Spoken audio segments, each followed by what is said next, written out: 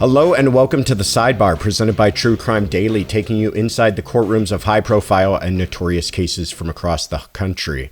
I'm your host, Joshua Ritter. I'm a criminal defense lawyer based in Los Angeles and previously an LA County prosecutor for nearly a decade. You can find me on Instagram and Twitter at Joshua Ritter ESQ or at joshuaritter.com. We're recording this on Monday, December 18th, 2023. In this week's episode, we're doing something a little bit different. We take a hard look at the alleged blurred lines between fact and fiction in the widely popular Netflix docuseries Making a Murderer.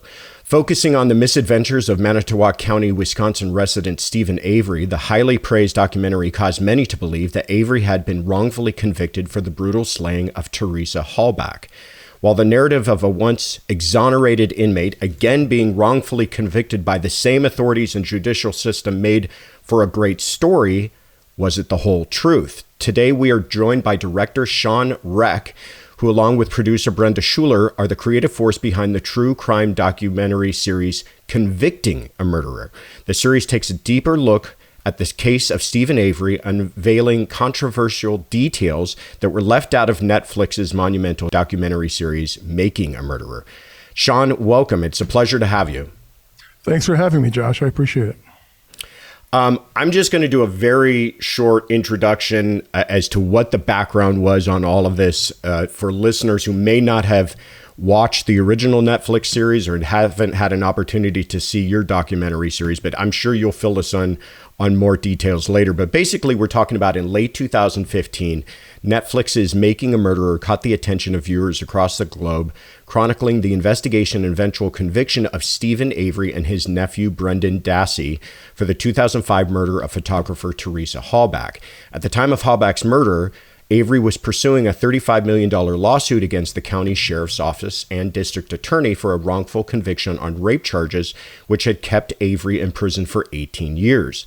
The creators of Making a Murderer explored what they contend were inconsistencies and flaws in the men's convictions, suggesting that Avery and his 16-year-old nephew were the victims of a corrupt system and prejudiced law enforcement officials.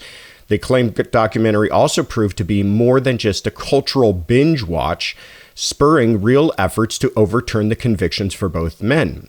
After the documentary aired, Avery enjoyed a tremendous increase in public support, including from politicians and celebrities calling for a reinvestigation and even for Avery's release. However, as entertaining as Making a Murderer was, the series also faced sharp criticism for its perceived one-sided presentation of the facts of the case. Netflix and the filmmakers faced a defamation lawsuit from a detective in the case, and the district attorney who prosecuted the case authored a book about what the series had gotten wrong. Shawn, fascinating story. I mean, however people come out on this, and I know that they're very divided on the whole thing, it is a fascinating story, but I'm curious. Tell me, I know you're a documentarian, tell me a little bit about your background and how it came along that you got involved in this project. On my background, I started in this business about 15 years ago, making shows called Crime Stoppers Case Files. They were regionalized shows. We had one in Dade County, Florida. We had one in LA County with my good friend, Under Sheriff Todd Rogers. We had one in Chicago, and we had one here where I live in Cleveland. Those shows collectively helped solve 10 murders and put 13 people away. We did that for a long time. They were very effective, got great ratings, won 9 Emmys, but they didn't make much money. So we decided to pivot, as they say, into filmmaking. So we made our first documentary called A Murder in the Park, which was about the wrongful conviction of Al Story Simon. And the crazy twist in the case was that he was wrongfully convicted by the Innocence Project of Northwestern University, meaning they secured a confession from him in order to halt the impending death penalty against Anthony Porter, who's going to die 48 hours later. It's a fascinating story. I remember being in the software business, just reading about it on Drudge Report and thinking, wow, this is crazy that they actually caught the real guy. And it turns out that they didn't catch the real guy, that his confession was allegedly made at gunpoint. And he ended up eventually being released, and Porter, couldn't be recharged because of double jeopardy, and he ended up, dying sometime later. But, our guy got out. The second movie I made was about Richard Wershey Jr., who was convicted as a teenager in the 80s of having over 650 grams of cocaine. They had something in Michigan called the 650 lifer rule. Back when everybody was throwing their hands up and they didn't know what to do about the crack epidemic, they decided to just give everybody a life sentence who had anything to do with high quantities of cocaine. So this juvenile nonviolent offender was a grandfather and 50-some years old in prison. And we finally shed some light on that case and helped some of his supporters who had been working for years to get him out, and he finally was released. But I watched Making a Murderer, okay, as a fan and as a documentarian. I invested 10 hours of my life in it, and I believed it. About 2 weeks later, I read an article by Catherine Schultz in The New Yorker and realized I was duped. And I just thought to myself, somebody's going to make the mother of all answer films for this, and I can't wait to watch it. And nobody did. They tried, but they didn't. And in the meantime, the special prosecutor, Ken Kratz, saw A Murder in the Park and said, oh my God, these are the first people to ever expose what he termed the innocence industry, which is a cabal of, attorneys who file lawsuits against police, journalists, and professors. If the innocence industry exists, that's who it is. And they feed each other cases and money and everything, allegedly. So he said, boy, I would trust you to make the sequel. You can make my movie. And I said, well, I'm not making your movie, but I will do an answer film. But, it's not your film. You're not going to have any final cut or control of it. Sit for a few interviews. And so that's how it happened. That's how I actually got into doing this. And it took 6 years to do.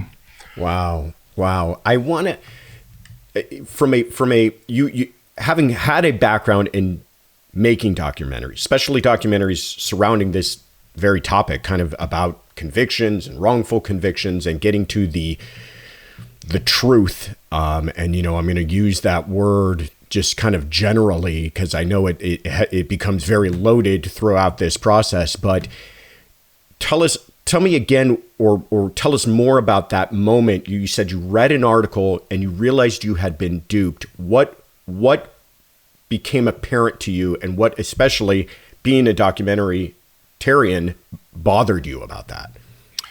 Here's the thing that bothered me. The thing that changed my mind when I was watching this film, I was like, he's probably guilty. He's got impulse control problems. But then part of me saying, why would he throw away all the money he was probably going to get? The thing that got me was the blood vial. Oh my God, and they spent an episode on this thing. Yeah. But they never closed the loop. So as a filmmaker at the end, I was like, why didn't they ever come back to that blood vial? Why didn't they catch whoever pulled that blood out and planted it in his car? I just couldn't understand that. And then I read in that New Yorker article that the blood vial was a non-issue.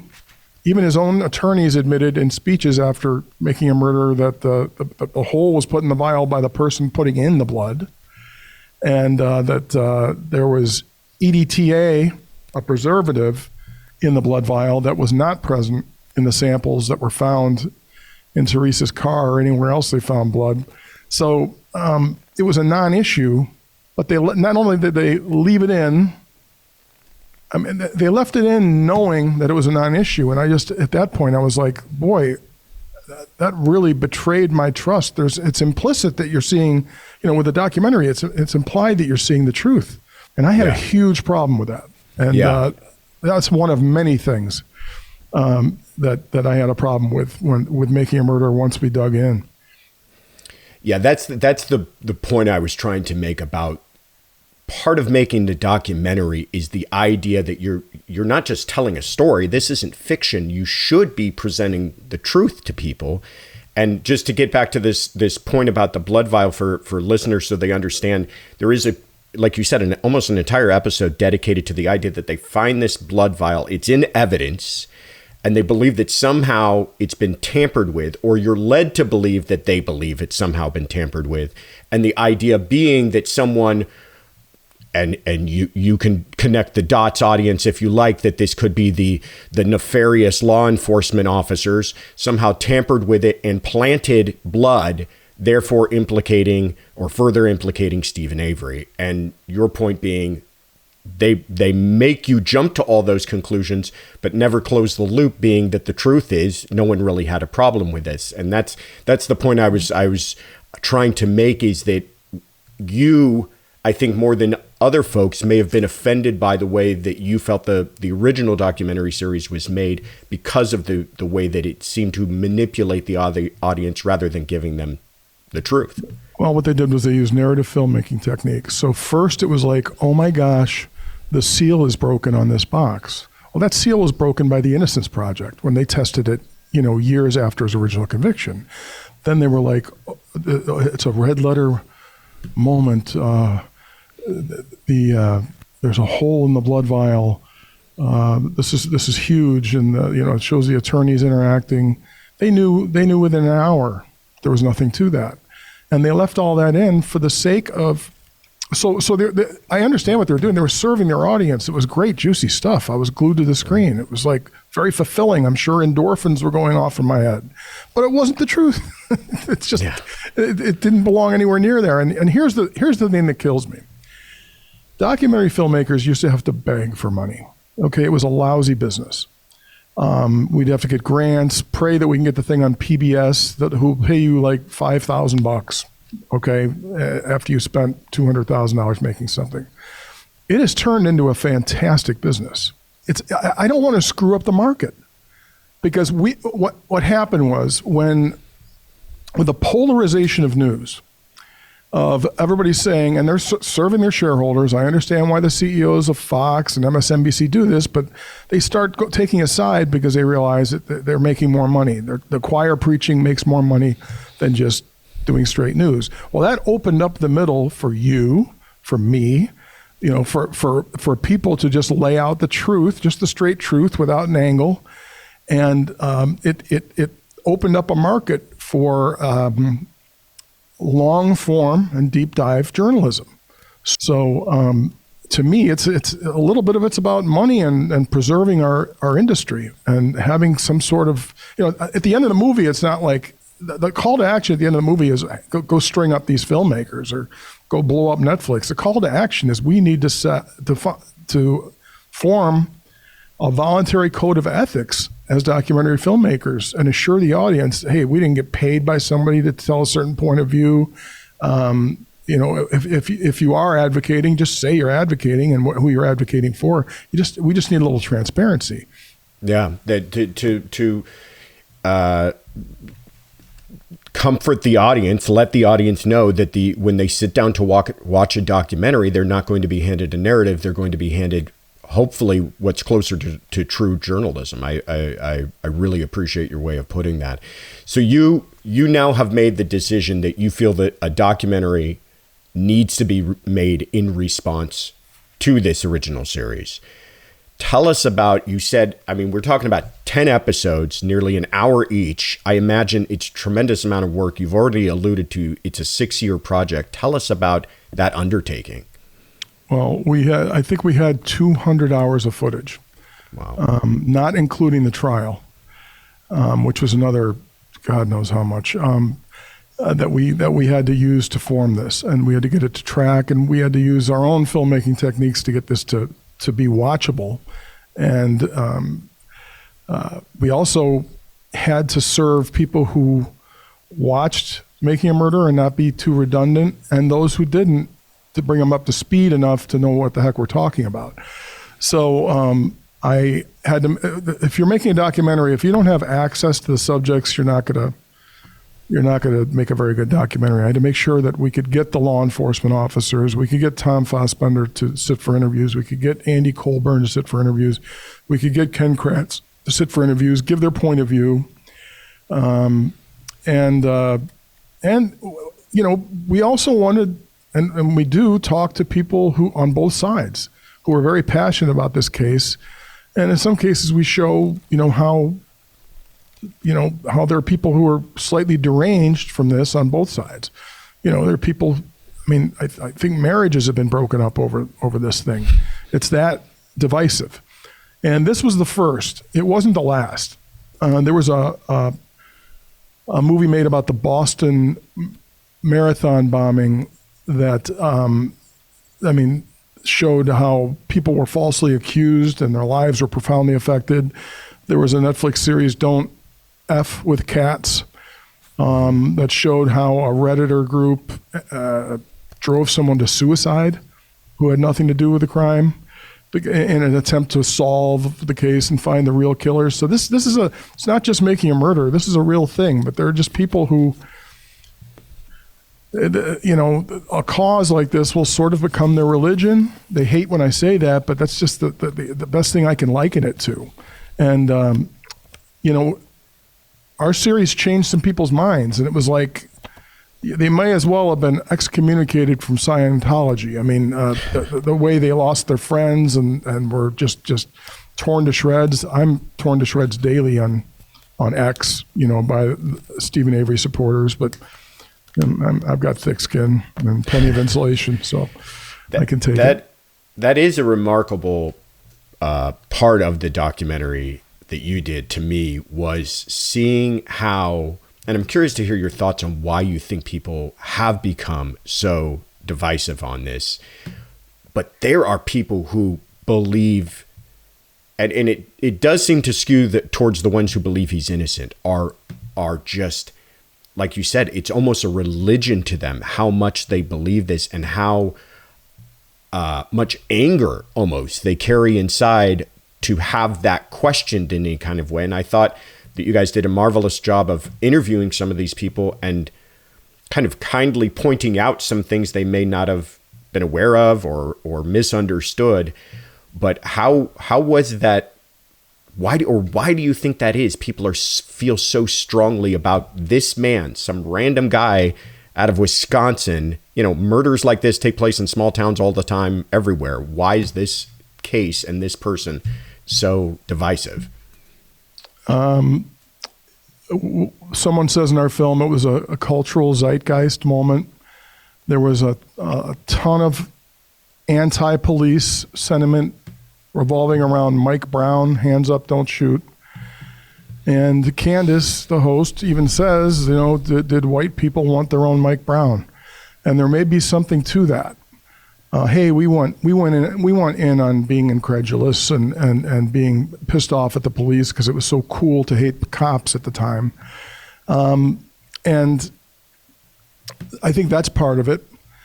What I think was fascinating, and I don't know if you had a chance to see it, we had a psychiatrist, we had a sociologist. These people, they study how they handle hearing undisputable truth that goes against their position. And it's fascinating that they describe that they'll say, okay, they'll give up on that point and they'll partition it out of their head and they'll find something new to still load that side of the scale. What about this? What about that? What about the computer with porn on it? There's a million of these things. Everybody has their own theories, and I keep going back to the religion part. I think that, and maybe it sounds presumptuous, but I think there's a hole in their lives. I really do. I think that that this gives them purpose and meaning, and because when people do, when we do convert somebody, when someone does say, when the head of their Facebook page, the Avery Facebook page, says we've been duped, they're totally deflated. It's like they're getting off heroin, and so there's got to be like addictive qualities to this, and kind of like I said, almost a religious affinity. Yeah. And people invested 10 hours of their lives into watching that docuseries, and some of them invested thousands of hours of their lives in doing follow-up research and crowdfunding tens of thousands of dollars to get to do FOIAs and get documents and footage. It's just Freedom of Information Act requests, for those who don't know what FOIA is, to get more evidence. Look, we found this. And they do find things, that were overlooked. Because like my business partner, Andy Hale, is an attorney in Chicago who usually defends police, but also sues them. He's just on the side of the truth.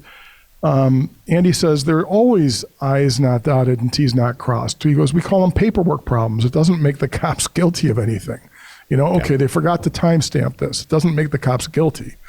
So I didn't give you it was very long-winded, but I probably didn't answer your question. It's kind of a, we don't know, but we dug into it and put forth several theories as to why people are so into it. Yeah, no, maybe there isn't a simple answer, and I think you did answer it as best you can. We're talking people beyond, like there were millions of people who watched the original series. I like yourself, I watched it and I was bothered by some of the things that are revealed in that original series. I was a prosecutor at the time, and I remember thinking, you did have two juries convict these gentlemen, though. I think we're missing some of the information, because if they're hearing only what I'm hearing, I've got some major problems with it. But it went beyond kind of the casual viewer to, like you said, in the things that you explore in your documentary, people have made this almost their identity. I mean, they're part of these groups, and they spend their own spare time researching and making requests, and just it's become their reason for being, it seems like, far beyond than just a casual person who's got some strong opinions on this documentary. They fly in from Wales. Wales, UK, and buy billboards and put up rewards. I mean, like, it's had a profound impact on so many lives. 100 million people watched Making a Murderer, by all accounts. I want to get back to, for a moment, you've now decided you're going to undertake this, and you've realized that there are things that were either, however you want to characterize it, misrepresented, left out. My question to you is, what were the moments, as this is all becoming clear to you, what were the moments that were most shocking to you as you're making this? I was very shocked by the way they edited some of the depositions. There was one deposition where they made like a half a page of audio, and it came from like 27 different pages. I mean, they literally Franken-edited something that wasn't said. And, their excuse for everything is brevity. Right. And if brevity is the reason, all the stuff on the cutting room floor shouldn't be things that would have made Stephen Avery look worse. You mentioned the lawsuit of Andrew Colburn suing Netflix. Netflix won that lawsuit. It's a very high standard that you have to meet to prove libel and slander. But I don't know how Colburn lost, because you can clearly see, I mean, there are written notes showing their intent. Make the cops look worse. Use more ominous music. The intent was there. It's documented. So I just can't believe that Netflix won that case, but that they did. The judge ruled in their favor. Yeah. No, it really begins to offend. I can see where you would be bothered and offended by it from a documentarian's point of view. It began to offend me from a lawyer's perspective, because if you tried to pull some of this stuff in court, you would be ripped apart for it. I mean, the idea of getting up and reading a transcript of someone's interview to a person who's testifying, and you're only picking and choosing sentences here or there that work in your favor. The problem is that the revenge for that is swift, because then the other attorney gets up and immediately says, they just read from you page number 212. I'd like to read to you the rest of that, but that wasn't done in this documentary. And it leads you, when you see so many instances of it, to not begin to wonder, like you said, is this to make it, for the excuse of brevity, or is this really just trying to push only one side of the view on this whole thing? It's just egregious to me. This is all my personal opinion, but I mean, I think it's egregious, and I think that this our film had to be, or something like our film had to be made. And yeah, are we pro police? I'll tell you right now, we are, because I think they were treated extremely unfairly. I'm glad you brought that up, because one of the things I wanted to ask you is, was there in this process, in this exploration of this case, much of this is a documentary about a documentary, but it's also about Stephen Avery and this underlying case. Was there anything that did trouble you at the end of the day of the investigation of him? And one thing that's pointed to quite often, I'm curious to hear your thoughts on this, is the interview of Dassey, the nephew. A lot of people point towards that and say, here's a young man, he's obviously got some developmental issues, and the police are really, playing fast and loose with the rules and the way that they interviewed him. What are your thoughts on that? Or was there anything else in this process that did lead you to think to yourself, you know what, I am bothered by that aspect of the investigation? First of all, Making a Murderer left out the fact that Brendan's mother declined to go in the interview room because she wanted to chain smoke. Okay. So that happened. Second of all, most of the damning statements were not, those interviews make me terribly uncomfortable, but the superior knowledge theory and the Reed technique are acceptable police practices. And it's basically how you sell a timeshare. So it's gross. It's they're allowed to lie, they're allowed to lead, but as we pointed out in the film, they intentionally lied about certain things that he fought back on. And they knew they were lying. They were like, what tattoo was on her stomach? She didn't have a tattoo. So they did that as to sort of, as a check and balance to prove that, what he was saying. But he volunteered tons of things without them leading him. And that's what people overlook. He volunteered an awful lot of information that I think is pretty consistent with what investigators found at that property. So here's the thing that I'll tell you what I can't explain. I can't explain the key. And tell us about that for people who aren't.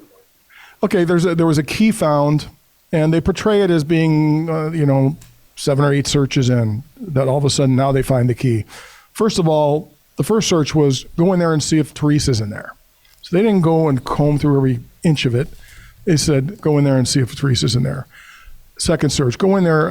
I think there's a gun on the wall. Get that gun. We want to do ballistics. The gun did match some stuff they found. Third search was, for another reason. The search in which they found the key was to inventory his pornography. So he had a lot of pornography, and they were just kind of grossed out by it. Colburn told me on the side, he goes, do you want to touch magazines that someone, pleasured themselves to for years, and inventory those things? So they were, he said he was angry. He didn't want to do it. They inventoried them. He said, I shoved them back in. And then it's like, oh, there's a key over there. He goes, I don't know how I got there. I don't know. I personally, as the filmmaker, I don't know how the key got there. I can't say that, I'd like to believe they didn't plan it. But what Kratz says, and this is sort of how he just plugs this into the equation. He says, I would have won that case without the key.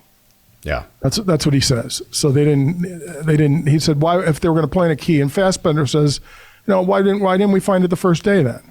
And right. Why didn't we park the car in front of his trailer? Why didn't we leave her body in it? Why were her bones pulverized? Does that sound like, cops? And the other thing, let me tell you something else. And you didn't ask this, but I'm going to tell you, these cops, they don't get along.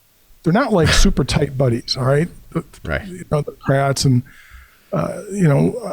Colburn and Fassbender, they're not all the dynamics are they don't have, when I deal with them, I'm like, these aren't guys who are going to like hold secrets for each other.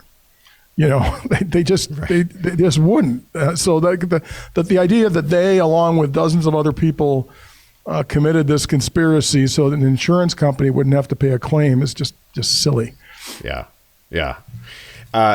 Just so that people listening can catch up a little bit with this key, it's a huge moment in the original documentary series, but it's this idea that they had searched his trailer several times, and during, like you said, the seventh search or so, they find her keys, the victim's keys to her vehicle, inside of that residence, and they're found in a fairly open to view location. And so the logical kind of question then that is exploited by the documentary, the Making a Murderer documentary, is that somebody must have put that there. There's no way they could have missed that in all of their searches. How did that end up there? And like you said, it is a good question. It is something that makes you go, that does seem odd. But I like what you pointed out with what the prosecutor said about is that, one, he didn't need that to win the case. He could have won the case without that. And two, it's this idea, and I tried to explain this to jurors when I was a prosecutor. I would do this during voir dire, that like anything in life, there are going to be mysteries and questions at the end of all of this. That when you put several people in a room and ask them to analyze a case, and there's all these different moving parts, as a prosecutor, you're going to try to do your best to answer all of those questions, but you can't get to every single possible mystery that may arise in someone's mind. And something like this, that key may just be, hey, it's weird, but they missed it. And that's that. And there's nothing nefarious behind it. And they're, like you said, if they wanted to plan it, they could have done it a thousand different ways that would have been far better than the way that they eventually ended up finding it. And at the end of the day, it's just one of those mysteries. Everybody wants it. Everybody wants that wrap up, like the end of an episode of CSI, where now this all makes perfect sense. You don't get that.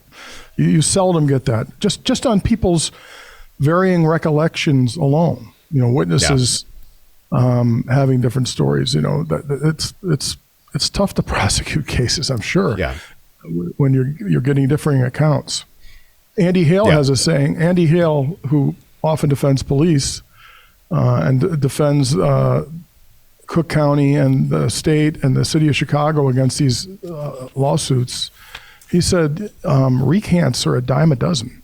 He said, a 10-year-old girl who told the truth when she was 10 is 24. She's friends with the daughter of the guy who was put away, and she has the power now to possibly help him. And she says, maybe I guess I'm not totally sure now. And they'll let some out based on a recant like that. That's weak. That's weak. Yeah. Recants are a dime a dozen. You can find someone to recant in every case if you work on them. So people should not be released over. There has to be more than just kind of a half warm recant to let somebody out of prison. That's why I'm glad the Innocence Project, the real one, in New York City, they're DNA only, and that's probably a good thing. Yeah. Let's talk a little bit about so this documentary is released right now by the Daily Wire, and I wanted to talk about how was it that they got involved. Candace Owens is, I don't know if you want to call her the host, but she's a figure that's interviewed throughout the documentary series. She is a person who could be described as controversial. I'm curious as to how all of that came about, and has it in any way changed the reception, you think, of the documentary? It may have changed how many people saw it. I mean, you have to subscribe to the Daily Wire to watch it. I think it's worth it. I was a Daily Wire subscriber before I ever met those folks. But a lot of people differ politically and wouldn't want to support that organization, I'm sure. That's unfortunate because this is not a political movie. And, they can join and binge the whole thing and drop their subscription 2 days later if they want. But we had a lot of people tell us this was a great story. We had a lot of people tell us that millions and millions of people will watch it. And they said, but it's not going to air here. When Dallas Saunier called us after watching the screeners. He goes, "Hey, this is great. We want it." We thought he was with Fox. Okay, we can deal with that. And when we found out it was the Daily Wire, we were like, you can never afford this. You can never afford what we need to get for this, for the 6 years of work and the millions of dollars we put into it. And they stepped up. And he said, "This is about culture. We like dealing with culture." And he said, "But we just have to brand it with our talent." And I think that Candace Owens is the right person for this. And I went and we had like 16 hours of meetings with just Candace and I and a couple of Candace's team. And she said she wanted to do it. She said, "But I want to change it." And she went to a whiteboard and laid out all her changes. And I said, "Okay." I didn't give up final cut, but I accepted a lot of her changes. She didn't like some of the artsiness. We like to disorient people and then kind of let them figure it out, and then that's very fulfilling when you're watching something. She's like, "Just say it." So it's very, very much more direct than it was when we had our original cut. And I think it's the first time we ever added a layer of commentary. And I think as long as people know it's commentary, I still think the film speaks for itself. And the other thing is, whoever was going to take this to the public was going to catch a lot of grief. And she could care less about catching a lot of grief. Yeah. It happens all the time. She thrives in those circumstances. So in retrospect, I didn't think about it at the time, but there was really no better person. I think it worked out perfectly. And this isn't the end. There may be other ways to watch it for people in other countries and down the line. So we'll see what happens here in 2024. Fantastic. Well, my last question on this, and we kind of alluded to this, is I think there's many ways to view this documentary. I think you could view it as, kind of righting a wrong. I think you can view it as a documentary about a documentary, or a documentary about this overall crime story that took place in a small county in Wisconsin. But I'm curious as to what do you hope this documentary speaks to? What do you hope is the impact of convicting a murderer? I hope that people don't believe documentaries at face value and they check everything out for themselves.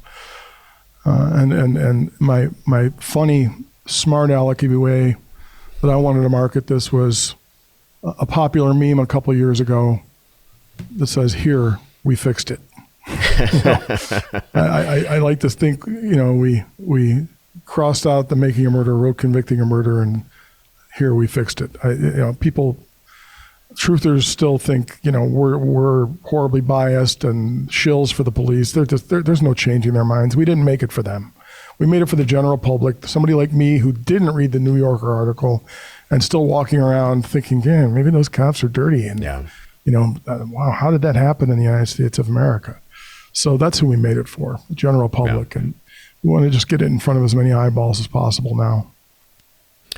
Well, it's fantastic. I thoroughly enjoyed it. I thoroughly enjoyed this interview, but I will say that after watching it, I think it does an amazing job of not trying to be a counterpoint and saying, "Hey, here's all the stuff that we think shows why Avery is guilty," but just doing what probably the first documentary should have done the first time around, which is showing the truth on both sides on how do you answer this evidence. Here's some problems. Here's some answers to those problems. And doing it in a what I feel is a very even-handed way and a very thoroughly entertaining way. And if you enjoyed Making a Murderer, I think you'll enjoy this, Convicting a Murderer, even more. Shawn, thank you again so much for your time and for coming on. Where can people watch the documentary now, and then where can they find out more about you and the work of yours? Okay, well, you can go to transitionstudios.com and see all of our projects. We have a lot more coming out in 2024, including one on the killing of the nuns in El Salvador in 1980, which has a Cleveland connection because a couple of the nuns were from Cleveland. That's called The Killing of Sister Dorothy. But if you go to transitionstudios.com, I'm on Twitter. just under my name, Shawn Rech, ShawnRech. We own a streaming service called True Blue. If you go to watchtruBLU.com, Chris Hansen and I both own that network and have restarted the Catch a Predator shows under the name Takedown with Chris Hansen. That's why my sleeve says "Have a seat." So if you go to watchtruBLU.com, we have a 24/7 network now on Roku, channel 528, I think, on Roku. We're on Plex. We're on TCL Plus. We're coming on Vizio soon. So you can watch our content there, and a lot more coming in the future. But I really appreciate you having me on, Joshua. Oh, absolutely. This was a pleasure. I know we only kind of scratched the surface, but I appreciate your time. I'm your host, Josh Ritter. You can find me on Instagram and Twitter at Joshua Ritter ESQ, and you can find our Sidebar episodes wherever you get your podcasts. And we want to hear from you. If you've got questions or comments you'd like us to address, tweet us your questions with the hashtag TCD Sidebar. And thank you for joining us at the True Crime Daily Sidebar.